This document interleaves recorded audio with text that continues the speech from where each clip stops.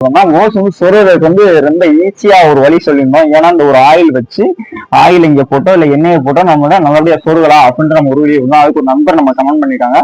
எப்படி ஈஸியா சொருகிறோமோ அதே மாதிரி ஈஸியா வெளியே வந்து நம்ம கமெண்ட் போட்டிருக்காங்க.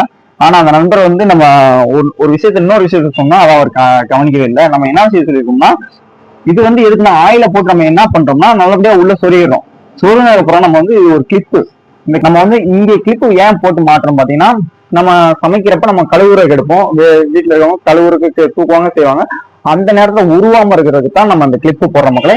இது அவசியமான ஒன்று. இல்லாதவங்க வீட்டுல கண்டிப்பான முறையில அந்த கிளிப்பை போடுவோம் மக்களே. இப்படி உள்ள வந்து இப்படி கிளிப்பை போட்டுட்டு நம்ம இப்ப சோறுக்கு வந்து இப்படி ஆயில் அப்ளை பண்ணிட்டு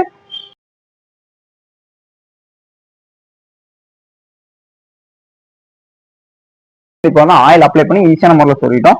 சொருனதுக்கு அப்புறம் அந்த கிளிப் நம்ம எனக்குள்ள போட்டு நல்லா டைட் வச்சு மக்களே.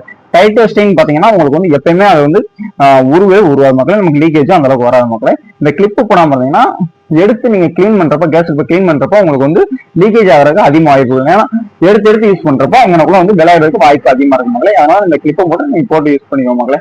நம்ம வீடியோ உங்களுக்கு பிடிச்சிருந்துச்சுன்னா வீடியோக்கு ஒரு லைக் போட்டு நம்ம கடைக்கடி தம்பி சேனல் சப்ஸ்கிரைப் பண்ணிக்கோங்க மக்களே. நன்றி மக்களே. வணக்கம்.